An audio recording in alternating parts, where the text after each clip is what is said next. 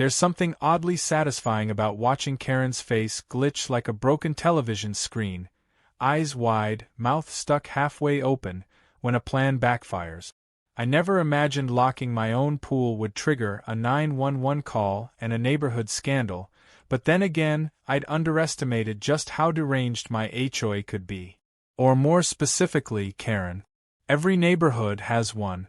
Ours came with freshly bleached teeth, a chihuahua named Freedom, and the uncanny ability to insert herself into other people's business like a splinter under a thumbnail. It all started innocently enough. I'm Ethan Ward, fire marshal, father of one impatient teenager, and proud owner of the only private pool in our cul-de-sac that doesn't double as a swamp for ducks. My job doesn't leave much room for nonsense. I deal in regulations, codes, and paperwork thicker than a firehouse lasagna. But apparently, none of that mattered to Karen. See, my house technically sits just outside the jurisdiction of the HOA's zoning map, but you'd never guess that by the way Karen struts up and down the street like she's patrolling a military compound. To her, everyone's property is her property, especially if it looks nice. That Thursday afternoon, I got home from a long site inspection and found my son, Mason, sitting at the kitchen island, dripping wet and staring at his phone like it owed him money. "She locked the backyard gate," he said. I blinked. "Who did what now?" "Karen. She came by while I was swimming with Joey and Zach. Said we were abusing public resources and that the pool needed to be secured before someone drowned."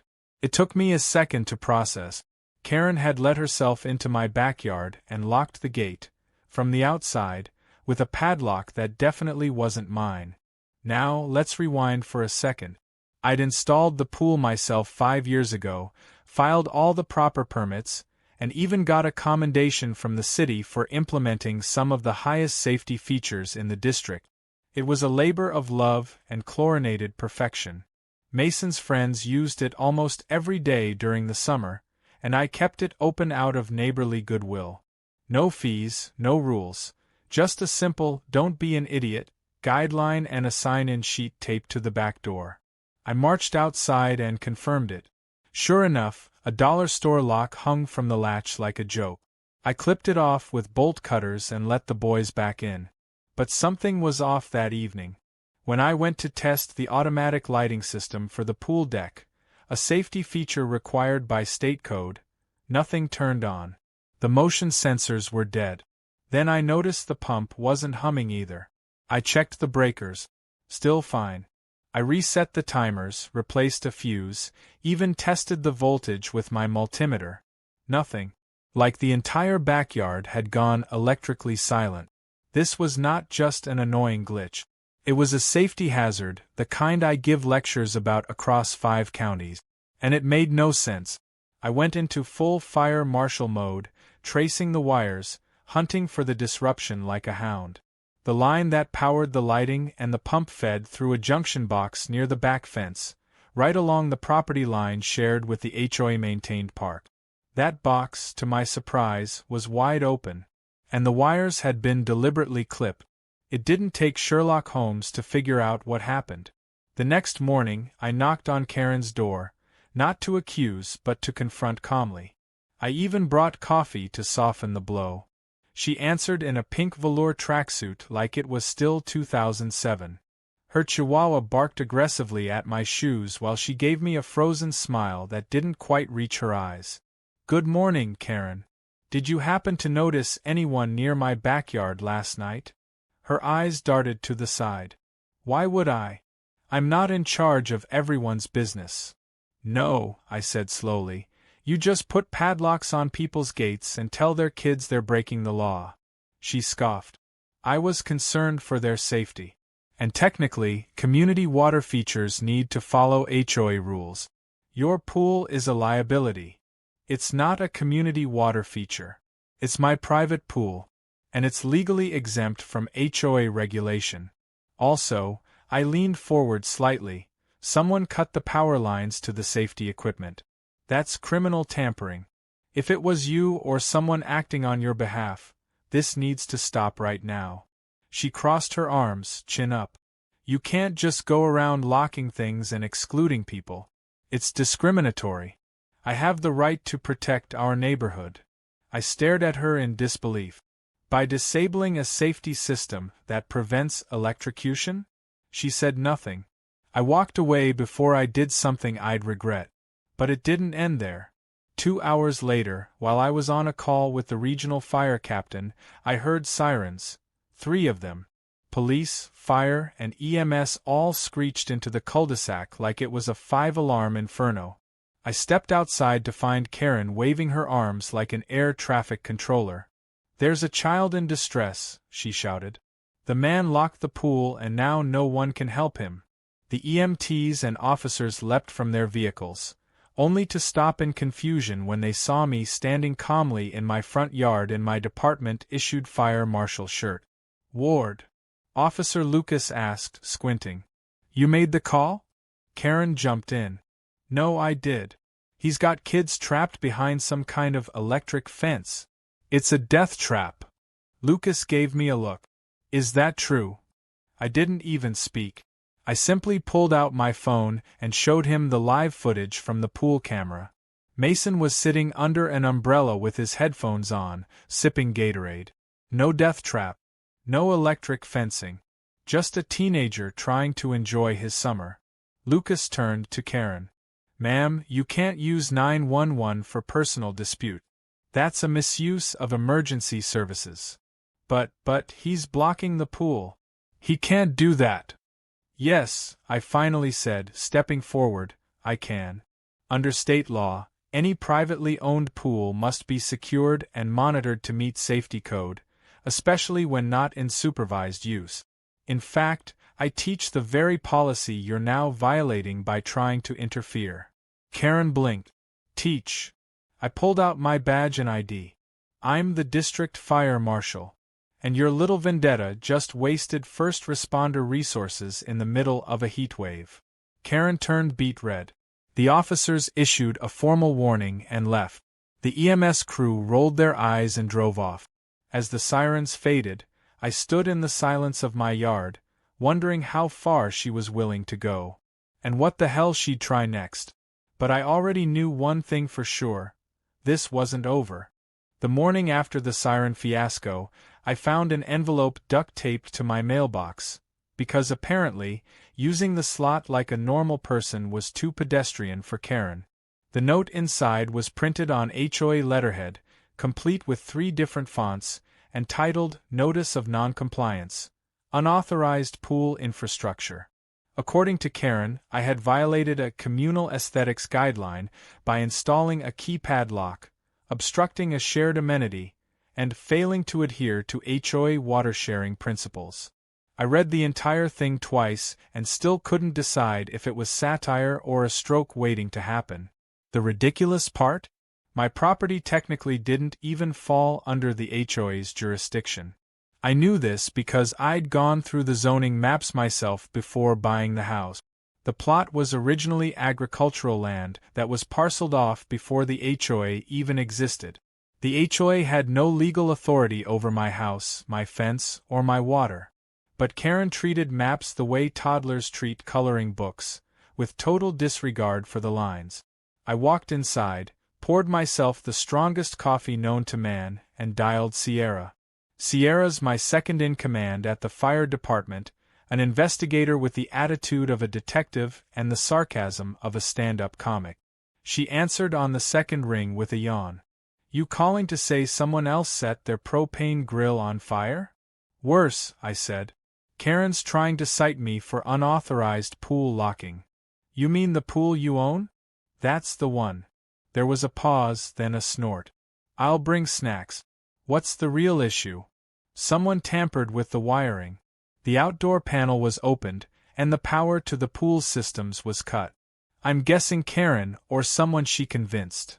"You want to file a tampering report?" "I do. But I want to keep it internal for now. Let's do a site visit first." Sierra showed up that afternoon in her department polo and sunglasses that screamed, official business.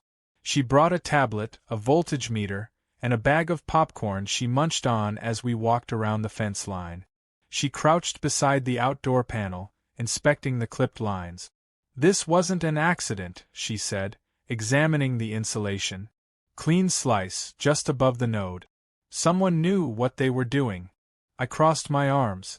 "I knew it." She looked up, chewing thoughtfully. "It's quiet sabotage. Classic HOA tactic.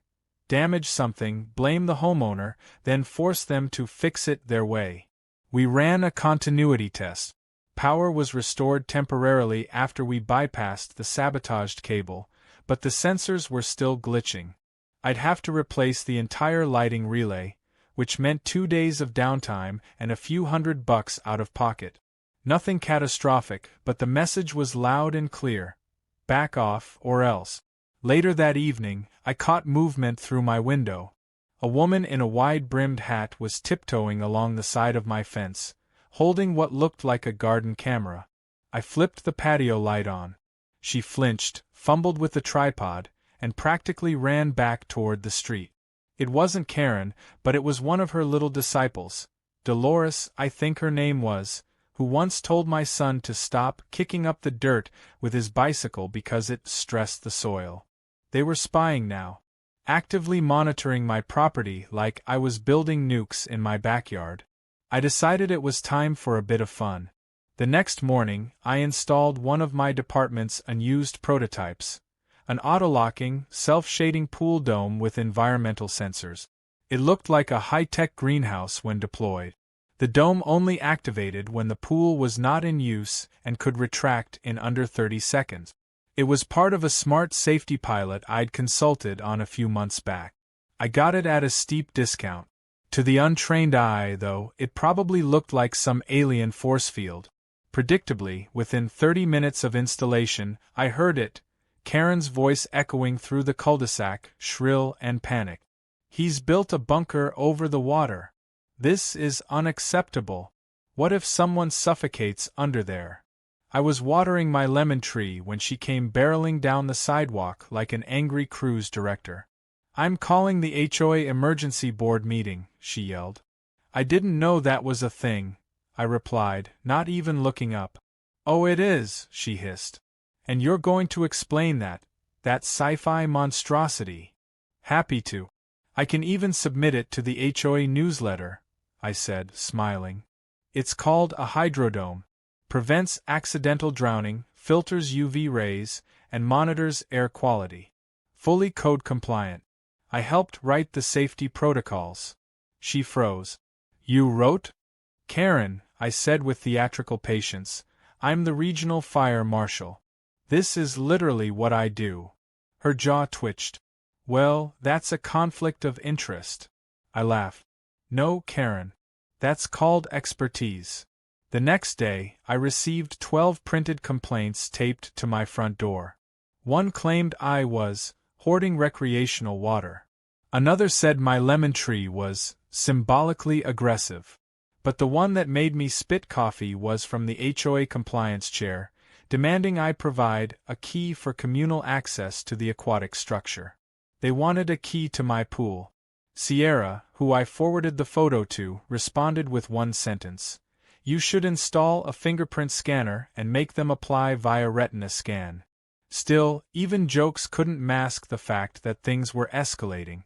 Karen had gone from padlocks to property damage, from complaint notes to neighborhood surveillance, and now she was trying to legislate access to something that wasn't hers. I knew the type. People like Karen didn't stop until they were stopped. And I was starting to realize this war wasn't about water or fences or even power. It was about control. Late that night, I did one last walkthrough of my property. I double-checked the dome settings, made sure the gate was secured, and tested the security feed. That's when I noticed something odd. At 3:47 a.m. the night before, the camera had gone black for 17 minutes. No movement. No trigger. Just a sudden outage, and then static. When it finally blinked back on, everything looked normal. But I didn't like coincidences. I scanned through the other angles. Front yard, driveway, alley fence. All functioning. All except the one facing the control panel for the dome. Somebody knew where to look. Someone who understood the wiring. Someone who knew just enough to be dangerous. And I had a sick feeling this wasn't going to stop with a few complaints or cut cords. Not now. Because Karen didn't just want access. She wanted ownership. And she just picked the wrong fire marshal to mess with. The next morning, I woke up to a bizarre hum that I couldn't place. Low, mechanical, almost like an idling generator. At first, I thought it was construction somewhere nearby, maybe a neighbor doing early repairs. But when I stepped outside with my coffee, the sound wasn't coming from down the street, it was coming from the alley behind my fence. And it wasn't just sound. The smell of melted plastic hit me like a punch to the nose. I rounded the side of the house and froze. The control panel for the hydrodome system had been pried open. Wires were hanging like noodles, scorched and twisted. The internal casing looked like someone had jammed a screwdriver into it and then used a blow dryer from hell to finish the job. There were burn marks on the side of the enclosure, and a small patch of grass nearby was still smoldering. Whoever had tampered with it this time didn't just want to disable it, they wanted to destroy it. It wasn't amateur sabotage anymore. This was personal, calculated, and reckless. Sierra arrived within 30 minutes. I didn't even have to call her. She'd seen a post on the neighborhood Facebook group titled, "Pool Machine Explodes?" complete with a photo of my fence and the caption, "Is it safe to live here?" courtesy of none other than Karen. She stepped out of her SUV in full investigator mode, gloves on, phone out, no popcorn this time. "This isn't just property damage," she said after inspecting the box. "Someone shorted the surge line directly. If the safety failsafe hadn't kicked in, you could have had a fireball in your backyard." I nodded grimly. "She's escalating." Sierra looked around. "You got any recent footage?" I pulled up the security archive, nervous about what I'd find. To my frustration, the footage from 2:08 a.m. to 2:41 a.m. was corrupted. Not just blacked out, completely gone. And this time, it wasn't a simple outage. It looked like someone had physically disabled the camera before hitting the dome system. "How the hell is she pulling this off?" I muttered. Sierra scrolled through the logs. There was a signal spike at 2:03 a.m.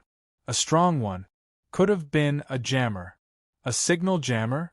That's federal offense territory. And she has no idea how deep she's digging, Sierra added with a dark chuckle. "Want to press charges now?" "Not yet," I said. "Not until I'm absolutely certain and I have more than tech damage." Sierra raised an eyebrow. "You're playing chicken with a woman who probably thinks a microwave is Wi-Fi." "Exactly. She won't see it coming." Meanwhile, Karen was busy throwing a tantrum on Nextdoor. She'd posted an open letter to the community warning everyone that high-security technology was being used to create invisible fences and claiming the pool dome emits radiation harmful to small pets. Several neighbors commented with laughing emojis. But some, mostly retirees or the perpetually confused, began to worry. So I decided to address it directly.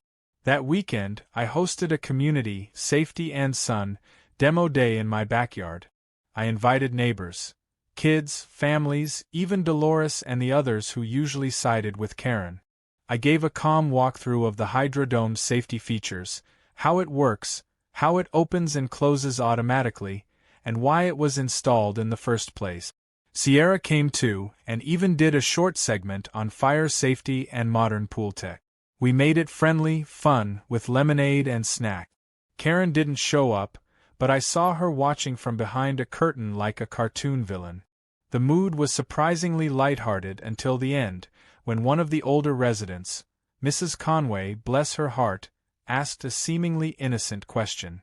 "What's that extra camera on your side fence, Ethan? I saw it blink red last night while I was walking my dog." I frowned. "I don't have a camera on that fence. Just motion lights." She nodded. "No, this one's definitely a camera. It's on the HOA side, facing your backyard." Sierra and I exchanged a look. We excused ourselves, walked over to the side alley, and sure enough, there it was. A cheap but functioning Wi-Fi camera had been discreetly zip-tied to a pole behind the bushes, angled straight into my yard. It had a blinking red light and a small solar panel powering it. That was how Karen had been keeping tabs on when the dome opened, when the kids swam, and likely when to strike next. Sierra didn't say anything. She just took out her phone, snapped photos, and pulled the unit down with a gloved hand. She's not even trying to hide it. We brought it inside, ran the feed through a diagnostic scanner. The IP address wasn't password protected. All the clips were timestamped, labeled with names. Teen boy at 4:15, dome opens at 6:33, fire marshal leaves house. She was actively building a surveillance log. On me. This is stalking, Sierra said flatly. It's worse, I replied. It's premeditated sabotage. She's planning something. But I wouldn't have to wait long to find out what. That evening, just after dinner, I received a voicemail from a number I didn't recognize. The message was from a man named Brent Halverson, chair of the HOA's Legal and Infrastructure Committee. He said they were conducting an emergency board session regarding multiple complaints about fire safety noncompliance and risk of electrical hazard, coming from my address. I played the message twice. Sierra was still at my house. We just looked at each other and laughed. She really thinks she can hold a hearing on your credentials? Sierra said. Oh, I'm going, I replied. But I'm not walking in as a homeowner. 2 days later, I stepped into the HOA's clubhouse in full uniform. Navy blue with the fire marshal insignia. I had my badge clipped, my city credentials in hand, and a folder full of documentation. The look on Karen's face when I walked through the door was pure theater. Her mouth opened, then closed, then opened again like a fish trying to remember how to breathe. The other board members, including Brent, stood up awkwardly, unsure whether to salute me or ask for ID. I understand there's a hearing tonight about fire safety violations? I said, placing my folder on the table. Karen stammered. We didn't realize you'd be attending in that capacity. Well, I said, smiling calmly, I'm here both as the homeowner and as the fire marshal for this district. So if there's a public safety concern, I'd like to review it officially.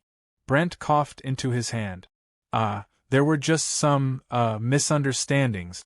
Confusion about protocol. Great, I said. Let's clear them up. Over the next 20 minutes, I dismantled every false claim.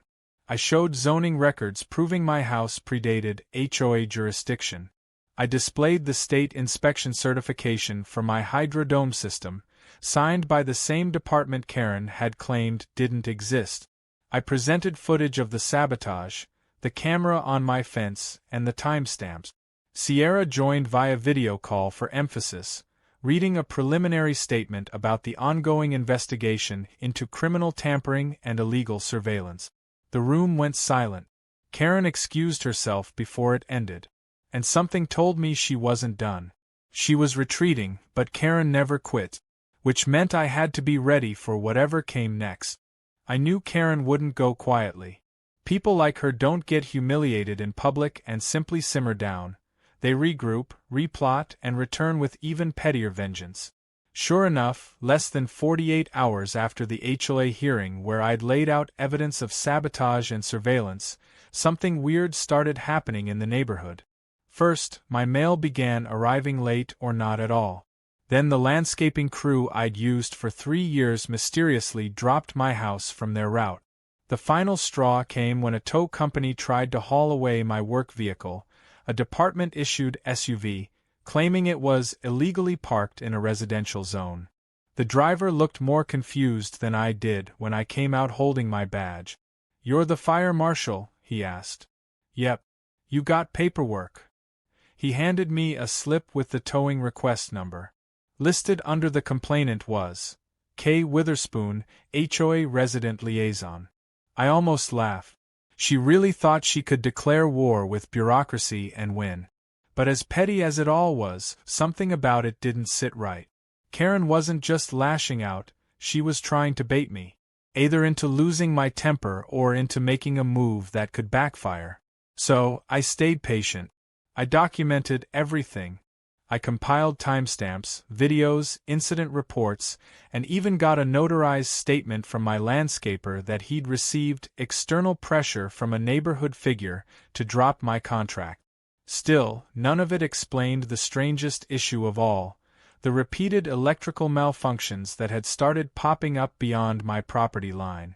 3 houses down, the Thompsons reported intermittent outages that only affected their backyard outlets, specifically, the ones used for their security lights and sprinkler system. Another neighbor, Andre, said his garage door kept glitching out during the same early morning hours when my surveillance camera logs were dropping frames. It all formed a pattern. A weird, inconvenient, low-voltage mystery that nobody could trace. And every time it happened, the neighbors would get flyers in their mailboxes about electrical interference dangers from experimental installations, with a warning about my hydrodome printed at the bottom in bold red letters. The next time I caught Dolores out walking her dog, I asked casually, "You haven't noticed anything strange with your outlets, have you?" She hesitated, then nodded. "Actually, yes. My patio lights keep flickering every night around 2 a.m. I thought it was a wiring issue, but, well, Karen said your pool cover was affecting the grid." "That's not how electricity works," I said. I know. But she was passing out diagrams with arrows and everything. Looked official. I clenched my jaw. Karen had built an entire conspiracy theory about me turning the neighborhood into a microwave. It was funny, until I remembered how fear spreads. If enough people believed it, I could end up the villain in a story I didn't write. That evening, I decided to test a theory. I set up a temporary antenna on my fence and connected it to a spectrum analyzer I borrowed from a friend in communications tech. At 1:57 a.m., a spike hit the frequency range typically used by industrial jammers, illegal devices used to scramble wireless systems.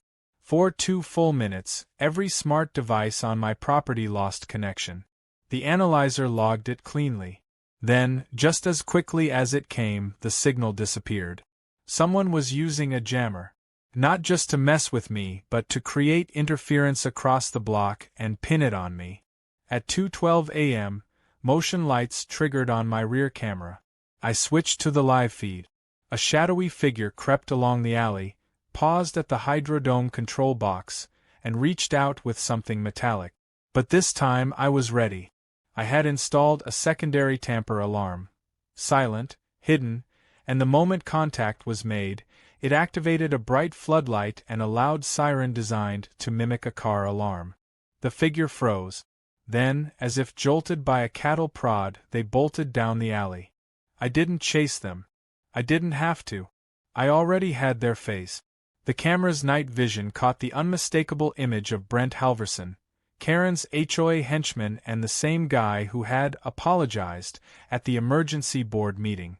He had a radio jammer in his hand and a toolkit under his arm. The timestamp was clear. The evidence was perfect. The next day, I paid a visit to Brent's office during lunch, folder in hand. He worked as a mid-level tech consultant in a bland suite downtown, ironic, considering his utter failure at subtlety. He opened the door, face paling the second he saw me. "Ethan, look, I can explain." "I wouldn't," I said calmly. "I just want you to know what's coming. You've got 2 hours before I file criminal charges for unlawful surveillance, trespassing, tampering with fire safety infrastructure, and operating an illegal signal jamming device. Unless, of course, you want to talk about who put you up to it." His expression fell apart like wet cardboard. He didn't even try to deny it. "Karen said it was just to scare you," he muttered. "She told me the dome was illegal, that you were using your position to hide violations. She even showed me fake documents. She printed them herself. On HOA letterhead. I didn't know, Ethan, man, I didn't realize you had cameras on everything. That's the first intelligent thing you've said." I left him with a printed copy of the footage and a warning. Tell Karen I had everything on record and that my next step would involve a courtroom, not a community meeting. Within hours, the jammers stopped appearing. The random flickering in the neighborhood vanished. But the real showstopper came 2 days later when an unmarked van rolled up to the HOA clubhouse.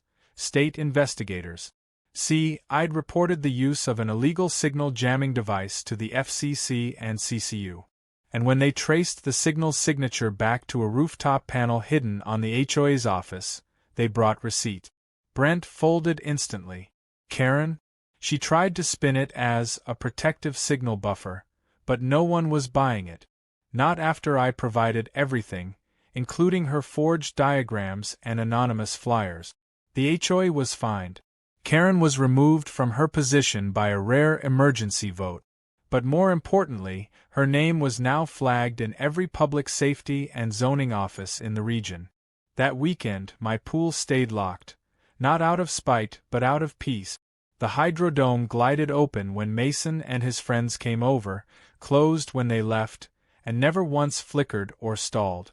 But even with Karen quiet, I didn't let my guard down. Because people like her don't fade away. They wait. And I was ready for whatever came next. Summer in our neighborhood used to mean sprinklers on front lawns, barbecue smoke in the air, and kids yelling as they jumped off diving boards. After Karen's epic downfall, things started to feel normal again, almost too normal. The jammed signals were gone, the power interruptions stopped, and no one tried to steal access to my pool. A few brave souls even apologized for believing her nonsense. Dolores baked me banana bread with a note that just said, "Sorry for the drama." I didn't hold it against her. Karen was the kind of person who could talk a priest into thinking his Bible was counterfeit. For a while, I thought it was all behind me. Karen had resigned, Brent had disappeared from every board-related group chat, and the state-level fines against the HOA were now the stuff of whispered legend. But then came the email. Not to my personal inbox. No, this one hit my professional email, my official department address. The subject line read, "Anonymous tip, improper use of authority." There was no sender listed. The body of the email accused me of abusing my role as fire marshal to install unauthorized surveillance, wield undue influence over community planning, and, my personal favorite, weaponize advanced aquatic technology against neighbors. I blinked twice. It sounded like a James Bond villain's resume. I checked the metadata. Whoever sent it had used a VPN and a fake domain, but they weren't as clever as they thought. The embedded document was created on a machine registered to someone named K. Witherspoon. I nearly spit out my coffee. Karen hadn't learned a thing. She'd moved her campaign from block-level sabotage to full-blown bureaucratic guerrilla warfare. I forwarded the email to Sierra and CC'd our department's legal liaison. Sierra called back 30 seconds later, already laughing. "She's accusing you of weaponized aquatic automation?" She even bolded it. "That's not just petty. That's Olympic-level petty." You'd think she'd give up after being fined and publicly ousted. Some people would rather dig deeper than admit they're wrong. We documented the email and sent a formal response, but I didn't stop there. I did a bit of research. Turns out Karen had applied for a position on a neighboring HOA. Not in our community, but in the adjacent development called Maple Hollow. She must have figured if she couldn't rule one kingdom, she'd conquer another. That's when I had an idea. Something subtle, strategic, and entirely within the law. The following week, I organized a fire safety open house. These events happen a few times a year, but I decided to host this one right here in our neighborhood, poolside. I sent invitations to community members, local officials, and, crucially, HOA boards from surrounding areas, including Maple Hollow. It was billed as a community outreach event, but I had a plan. The day of the event, my backyard was filled with people. The hydrodome stood fully retracted, shining like a prize-winning display model. There were CPR demos, fire extinguisher tutorials, and even a food truck handing out brisket sliders. I wore my uniform, but I wasn't the only official there. 2 county fire chiefs, a zoning officer, and a deputy mayor had shown up. Sierra, of course, was emceeing the whole thing like a game show host. Step right up, folks. Learn how to prevent your aunt from setting the grill on fire. Again. Laughter rippled through the crowd. Families toured the equipment, kids got plastic fire hats, and I gave a small speech thanking the community for supporting safe practices. That's when Karen arrived. She tried to be discreet, standing off near the driveway in sunglasses the size of salad plates. But her signature energy radiated like a bad cologne. I saw her watching, evaluating, probably deciding how she'd spin this as unethical in her next anonymous report. I didn't call her out. I didn't have to. One of the Maple Hollow board members, George, an elderly man with a handshake like a vice, walked over during the speech and said, "You know, this is exactly what we've been needing. Our board's been reviewing applicants. Ever heard of someone named Karen Witherspoon? Claims she worked closely with your HOA." I smiled politely. Karen was recently involved in a case of illegal tampering with public safety infrastructure, unauthorized surveillance, and misuse of emergency services. I can provide you with the documentation. George blinked. Well then. I think that concludes her candidacy. I handed him a sealed folder I'd prepared in advance. Karen watched from the edge of the yard as George walked away holding it. She must have seen the writing on the wall. She didn't storm off this time. She just stood there, frozen, then slowly turned and left, quietly like a deflated balloon. That was the last time I saw her in the neighborhood. A few weeks later, the HOA voted to restructure its complaint process. Anonymous submissions were now banned. Every complaint required documentation, a witness, and board review.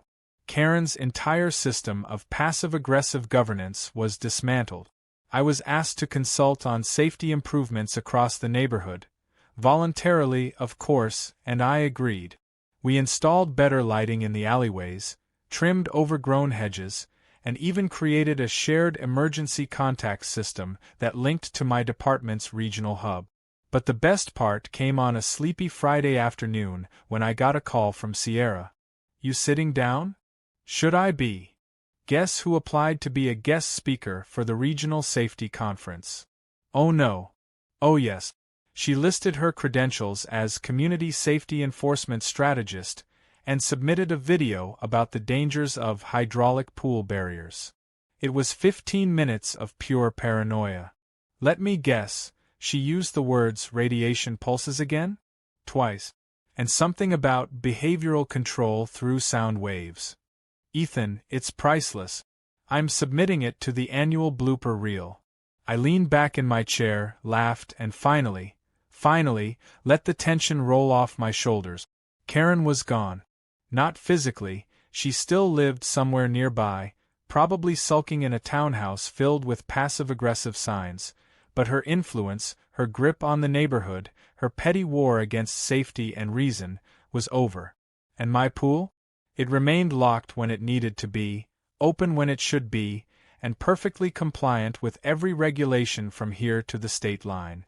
Sometimes people ask me why I fought so hard over something as small as a backyard pool. It's not about the water. It's about boundaries. Because if you let someone like Karen start with your gate, next she'll be inside your house, rearranging your furniture and writing bylaws about your coffee choice. No thanks. In the end, being the fire marshal wasn't just a job.